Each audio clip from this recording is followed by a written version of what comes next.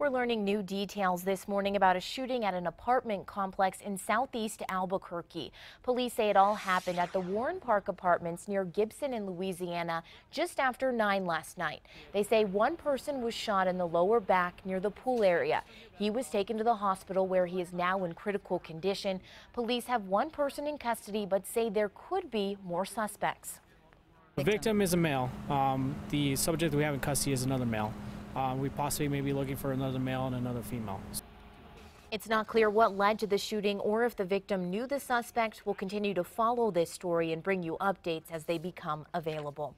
And happening now, APD and the FBI are looking for a man who robbed a Bank of the West in northeast Albuquerque yesterday. Police say the suspect is a Hispanic or Native American man, approximately 5'8" and weighs about 170 pounds. He wore a black hoodie, sunglasses, and a baseball cap with a red brim. Authorities say he used a gun to demand money from a teller, but left without any cash. Two people who police say led a standoff at a business are going to have to hand over some serious cash if they want to get out of jail. Alicia Lopez and Christopher Duran were at the center of an 8-hour standoff in July. Police say they were in an SUV they carjacked from an 81-year-old woman the day before and led officers on a chase. Now, the chase stopped near a tire shop on Louisiana and Zuni. They appeared in court yesterday, facing charges for robbing a nail salon at gunpoint in May. The judge said both suspects have been plenty busy. Ms. Lopez, the number of violent crimes that you are alleged to have committed just this calendar year indicates to me that you do pose a danger to the community. Mr. Duran, the recommendation is to maintain or keep in place the $20,000 cash-only bond that was set by Judge Montoya. After hearing your history, I certainly agree. Days before, Santa Fe police named Lopez as a suspect for a gas station robbery. The cashier told police Lopez acted like she was going to buy a candy bar, but pulled out a gun instead and demanded cash. Border Patrol agents near Deming have been busy. Agents there and from Lordsburg snagged more than 270 pounds of marijuana in 2 separate busts. They say 5 men were arrested. Total estimated value for all of that pot is a little shy of $250,000. New Mexico health officials say the state will get federal funding for the next 4 years to stop prescription drug overdoses. The state will be part of a new program that will issue an annual grant of $850,000. New Mexico is one of 16 states that successfully competed for the grant from the Centers for Disease Control and Prevention. The funding will help enhance prescription drug monitoring programs and facilitate work with health providers. The 2 Syrian boys who drowned in Turkey are being remembered in British Columbia, an ocean away from their homeland. Yesterday, more than 200 people gathered to remember 3-year-old Alan Kurdi, his brother, 5-year-old Galeb, and their mother, Rihanna.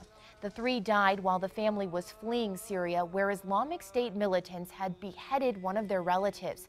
The picture of Alan's body on a Turkish beach this week sparked debate around the world about the state of Syrian refugees. The child's aunt says the trip was the only option left for the family to have a better life. It was my fault because I sent him the money to pay the smuggler and to cross that water. I thought if I didn't send him the money, they could be alive today. Kurdi says her nephews and their mother were buried next to her brother in Syria on Friday. Thousands of migrants reached their destination of Western Europe this weekend after Austria and Germany agreed to accept them. But many more are still on the way or stuck in transit. Wendy Gillette reports. Hundreds of refugees in Hungary are walking to a new home in Austria or Germany. Hungarian government doesn't let us to get the train or buses or anything. We walk to Austria, then maybe Germany. One woman making the journey held a sign that said, "We apologize." Luckier refugee families arrived in Munich by train, then headed to temporary shelters. Thousands have been trapped in Hungary as the country tries to deal with a crisis of migrants pouring over the country's southern border with Serbia. Hungary's anti-immigration prime minister says he wants to secure the border to stop the flow. He said he thinks Europe is underestimating the size of the crisis. There was no violence Saturday, only some pushing in Budapest as migrants boarded a train headed to Vienna, and scuffles on the island of Lesbos in Greece, where those trying to get to Athens are being held in a gated area. I left everything behind me, my family, my home, my mother, my sister. Just I want to live my life in peace. Austria and Germany have agreed to take in the refugees from Hungary, but government officials say Hungary needs to do more to make sure the migrants apply for asylum there before traveling to other countries. Wendy Gillette for CBS News. Old Man Gloom lit up the sky in Santa Fe this weekend. This year's Zozobra drew a record crowd to Fort Marcy Park. But after an incident there a few days earlier, one neighbor says Zozobra is unsafe and needs to move. News 13's Madeline Schmidt reports.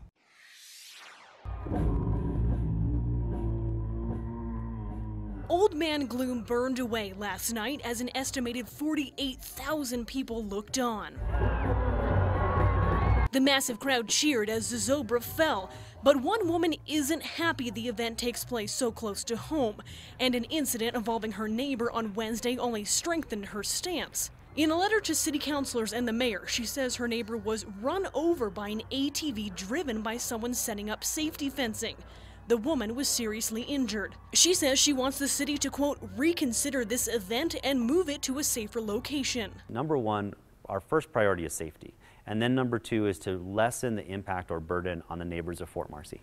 Zozobra event chairman Raymond Sandoval calls the incident an unfortunate, horrible accident. But as for a new location, Zozobra is not going anywhere. Fort Marcy is Zozobra's home. For the first time this year, Sandoval says the Fort Marcy area was supposed to be closed the entire week leading up to Zozobra to keep something like this from happening. But the city kept it open for access to the recreational complex because Santa Fe's other activity center is closed for repairs. Even so, he asked neighbors to remember that Zozobra has been here since the start and that their neighborhood came afterward. We think that it's not an undue burden to ask residents to give us a week so that way we can properly prepare for this amazing cultural experience for the state of New Mexico. Madeline Schmidt, KRQE News 13. Police did respond to the ATV accident. Sandoval says the driver of the ATV was not cited by officers. The Fort Marcy area is expected to be closed for the entire week leading up to Zozobra next September. Carlsbad police are looking for a man they say has been missing for 5 days. They say 27-year-old Michael Martinez was last seen walking away from a remote oil field location near White City Road off mile marker 4 near Highway 285. They say state police are now involved in the search. If you have any information, you're asked to call police. A motorcyclist is dead after a crash on I-40. Albuquerque police say it happened just after 1 Saturday morning near San Mateo. Witnesses say the rider was driving aggressively and then collided with a car. That rider was taken to the hospital and later died. A group of Albuquerque firefighters went above and beyond the call of duty when they helped save a woman from being raped. Police say last week they got a call from Fire Station 4 about a woman who claimed she was being attacked at Coronado Park. Officers say 41-year-old Stuart Johnson made repeated sexual advances toward the woman in the park. When she tried to flee, Johnson allegedly grabbed her, threw her to the ground, and straddled her. She ran to the fire station where the firefighters came outside and subdued Johnson until police arrived. The victim was taken to the hospital with a broken hand. A coffee shop near Old Town is dealing with thousands of dollars worth of damage. The owner of Cheese and Coffee downtown tells us someone broke into her shop over the weekend by breaking one of the glass doors, crawling to a back room and making off with a safe. She estimates whoever did it caused about $2,000 to $3,000 worth of damage. You know, it's really unfortunate being a small business owner, you know, for us to recoup that money. It'll take us, you know, anywhere from 1 to 2 weeks. The owner believes the thieves scouted the place out because they were able to avoid tripping the restaurant's motion detectors. Environmental activist Aaron Brockovich will be touring the Navajo Nation this week to get a first-hand look at the damage caused by the Gold King mine spill. President Russell Begay said yesterday that Brockovich will join him in surveying areas that were affected. The spill early last month sent millions of gallons of toxic sludge into waterways, including the Animas and San Juan rivers. The San Juan runs through the reservation. Brockovich is scheduled to visit Tuesday. The son of the world's most wanted man may have tweeted a clue about where the fugitive is. The son of Joaquin El Chapo Guzman posted this photo of what appears to be him sitting with two other men. The other men's faces are covered by oversized emojis, but one of them resembles El Chapo. A spokesman for Mexico's Attorney General's office, who is in charge of the manhunt, told CNN, "We are aware of the photo and looking into it." El Chapo is a Mexican drug lord. He's been on the run for 2 months after he escaped from prison. A man in Tennessee is being hailed a hero after police say he tackled a gunman who took a group of people hostage. Anthony Hyde and his wife were at the Sumner County Jail filing paperwork when police say James McCutcheon, a career criminal, got control of an officer's car. The car smashed through the security gate. Then McCutcheon grabbed an officer's gun and ran into the visitor center where the couple and several other people were. Hyde and his wife ducked behind the counter, but Anthony didn't stay there for long. Just jumped forward and grabbed the gun with both hands and pushed it and pushed him. Hyde punched McCutcheon several times, breaking his own fingers. McCutcheon was arrested shortly after. Tom Brady's dad is speaking out in support of his son. The New England Patriots quarterback is accused of playing a part in the deflating of several of the team's balls. He took the NFL to court over a 4-game suspension handed down by the league, and the judge backed Brady. On Friday, Tom Brady Sr. called into a San Francisco radio station and went after the host and the NFL commissioner. We know Goodell has lied. He lied in the Ray Rice case. He lied in this case. He has lied in the Peterson case. How many times do you need to know that this guy is a flaming liar? Tom Brady will be hitting the field with the rest of his team when the Patriots take on the Pittsburgh Steelers September 10th in the season opener. The New Mexico Rail Runner will not run on Labor Day, but officials say service will be expanded for the Mountain West Brew Festival that is running this weekend.